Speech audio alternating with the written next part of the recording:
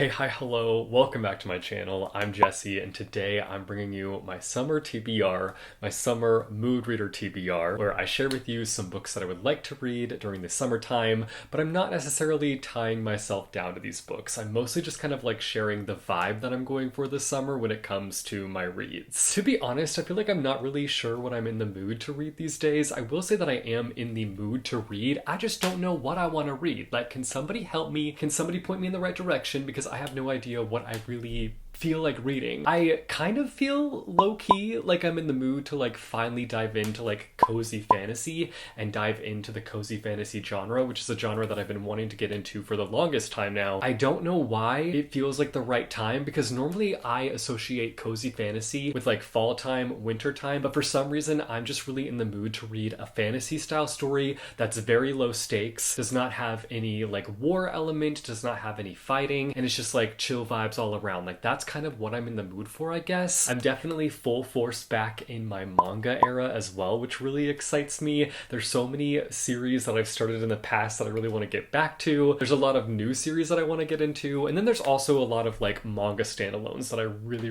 want to get into as well. In fact, if anything, I feel like I need to prioritize the one-off mangas and not commit to a bunch of new series, because that's the last thing that I need to do. Get into a series and have my commitment issues be like, nope. I recently signed up for my library's summer reading program. I found out last year that the summer reading program is not only for the kids, for the children, but they also have an adult track. So I signed the heck up this year. I wish I would have signed up last year, but I feel like I found out a little bit too late. I found out like right as it was ending, I believe. So this has me really motivated to get a lot of reading done. You only really have to finish 5 books in order to complete the summer reading program. Then you also have to do 5 additional activities that it has listed on the back. So things like write a book review on the library website, try food from a different culture, attend a library program, so just different things like that. I feel like I'm more so going to have a hard time finishing those activities, but it might not be that difficult because I feel like there's things like visit a local park, like and follow us on Facebook, Instagram, or LinkedIn. It also has ones where you can create your own, like it has 3 options where you can make your own activities, so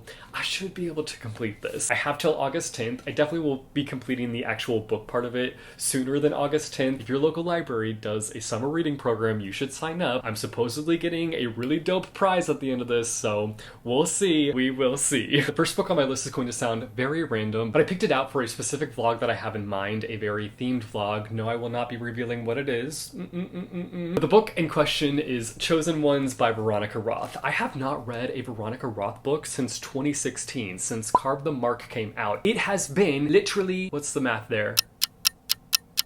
8 years? 8 years since I read a Veronica Roth book. That is wild. And the thing is, I love Veronica Roth's writing style. Like, I think she has a fantastic writing style. She has the type of writing style, like, it feels like a screenplay almost. I feel like I often have the experience with her books where I will start to read them and I will just like fully sink into them and just envision it as a movie in my head. And I love that experience. That is so much fun for me. I honestly wish that every book that I read was like that. I am able to like picture books in my mind often as I'm reading them. Like, I can picture the visuals, I can make up the characters in my head. But that's a different experience than having the book like fully come to life and play out as a movie in your head. And I feel like oftentimes when I read Veronica Roth's books, they feel that way. Specifically with like the first 2 Divergent books, Divergent and Insurgent, those ones felt like a movie in my head. Another thing that I used to really appreciate about Veronica Roth's books was the pacing. I felt like her story beats were just on point all the time. Not all the time. I can't say the same for like Allegiant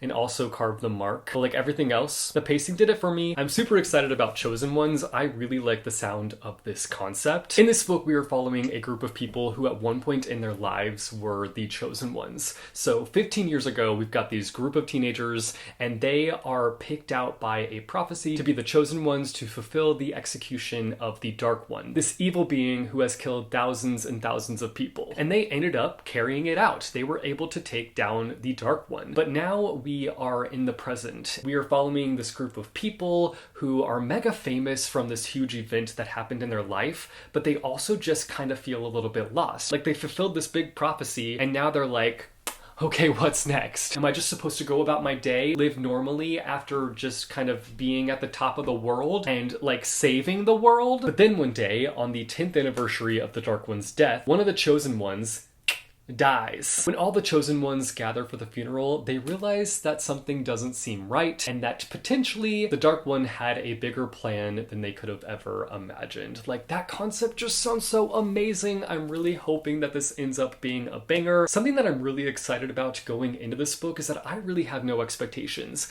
I've not heard anybody talk about this book. I've not read any reviews. I don't know if people love it. I don't know if people hate it. And I feel like with the Divergent trilogy, I went into that one when it was already rather popular, and then Carve the Mark, obviously it had a lot of hype surrounding it before it came out, and then obviously the controversy happened, but we're not here to talk about the controversy. I feel like with hyped books, with popular books, I just have such a hard time going into them without expectations, and that's honestly not fair to the book. It's not fair to go into a book with preconceived notions, but it's also hard to not go in with certain expectations, with a certain mindset when a book does blow up and when a book does become popular. And I'm excited to just be able to go into this one without any expectations, without knowing a lot, and kind of just make my own judgment about it, make my own assessments about it. I'm also just really excited to read an adult novel by Veronica Roth. I believe this was her adult debut. Maybe Poster Girl was her adult debut. I can't remember. But anyway, I'm really excited to see if her writing style is any different for the adult audience, or if the style remains the same. It's just like the content is more adult. Either way, I'm excited. I can't wait to get into this one. Don't tell me too much if you have read this book. Don't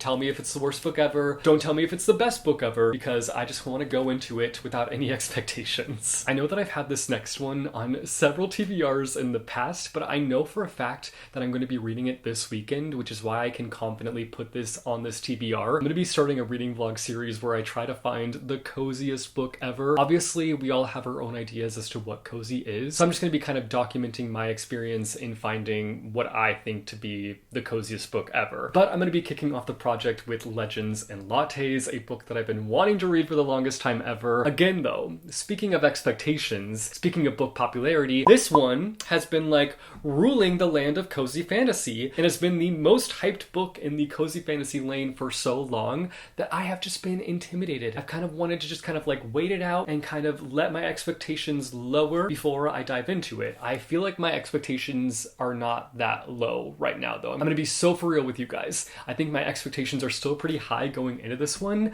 but the reason for that is because I have not heard anybody utter a negative thing about this book. How is that possible? I feel like with popular books, there's always that group that like diehard loves it and does not stop talking about it, and then there's that other group that just comes in and basically like poops on this book. But where's that group? Where is that group for this book? I'm shocked. I am shocked. I've only ever heard good things about this book, but I feel like I can trust the fact that I'm going to like this. Not only because so many people love it, but also because I feel like I love the sound of it. I love the sound of the concept, though let's be real. I've gone into several books in the past loving the sound of the concept, and then guess what happens? My life gets ruined because the book is not that good. Sometimes the concept is better than the actual story, and that is the absolute worst. But anyway, this story follows an orc named Viv who wants to put her battle gear behind her and open up a coffee shop in her town. But in doing so, old and new rivals show up and cause a lot of roadblocks, and then one of the biggest roadblocks of all is the fact that nobody in her town knows what coffee even is. That alone has me really intrigued, but there's this line in the description that just like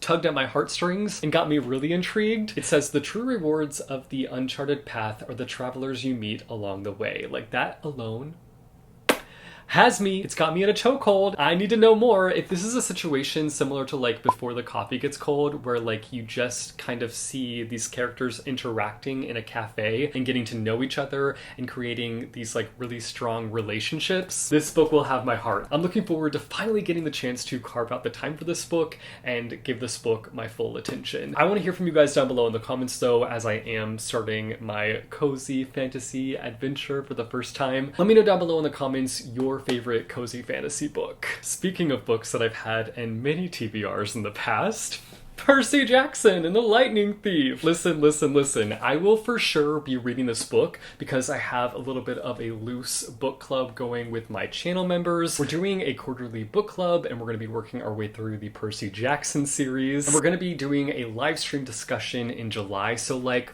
The reread finally has to happen. I'm fully locked into rereading this book. Whereas in the past, I didn't really have any stakes if I didn't end up getting around to my reread. But now I'm like, I have to read it because I've committed to a book club with my channel members. So like, it's going down. I'm finally getting around to my reread, which means I will finally get the chance to watch the show. I've been wanting to watch the Disney Plus show for so long, but I also wanted to make sure that I prioritized a reread of the first book before I watched the show, just because I feel like it's been so long since I read Percy Jackson. It's been far too long. I really want it to be fresh on my mind before I watch the show. And then also I just feel like this book deserves a reread from me, and I can't wait to get back into this world, be back with Percy and all his humor, and Annabeth and Grover. I'm looking forward to it, and I also just like cannot wait to watch the freaking series. It's going down.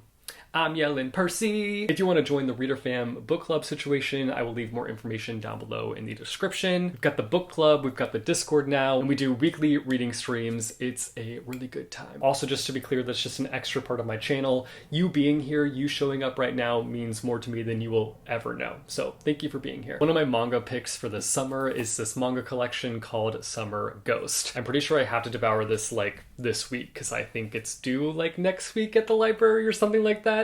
So it's going down this week. I'm gonna finish Summer Ghost. I've had it for a second now, and I feel like it's already been like renewed once or twice. So I really need to like prioritize it. It's gotta happen. In this manga, there's an urban legend that in this town, there's an airfield, and on the edge of this airfield, you are able to summon a summer ghost. We follow 3 characters who initially met on the internet and decide to come together to summon the ghost. This begins a story that will bridge the boundary between life and death on a midsummer night that none of them will ever forget. It sounds spooky, it sounds a little bit eerie, but it also has the summer vibes going for it, so I'm really looking forward to getting to this one. It also sounds like the 3 characters come together because they are connected by death. I don't know exactly what that means. Like, I don't know if they've all experienced some kind of death in their life, and so that kind of brought them together and brought them closer, but I feel like this could potentially be a very emotional and very haunting read, and those are things that I love in a book, so I'm super excited about this one.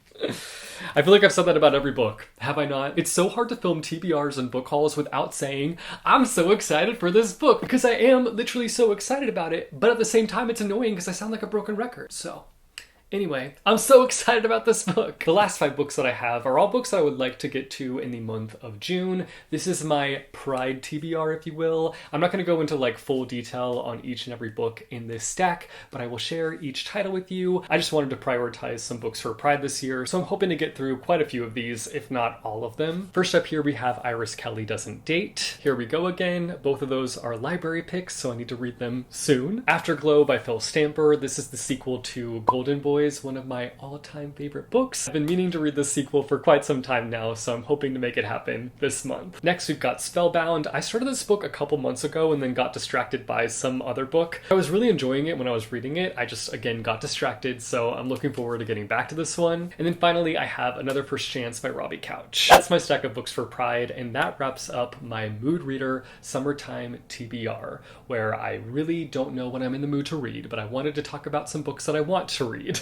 You guys should let me know down below in the comments some books that you want to read this summer. Also, just let me know like what you feel like you're in the mood for. What genre are you gravitating towards this summer? If you like this video, be sure to go and hit that like button. If you want to see more bookish content from me, be sure to go and hit subscribe or go and hit that bell icon and you'll be notified every time I post new videos. As always, thank you guys so much for watching. I hope your day is bright, that tomorrow is brighter. Keep reading what your heart desires, and I will see you soon with a new video. Bye-yo!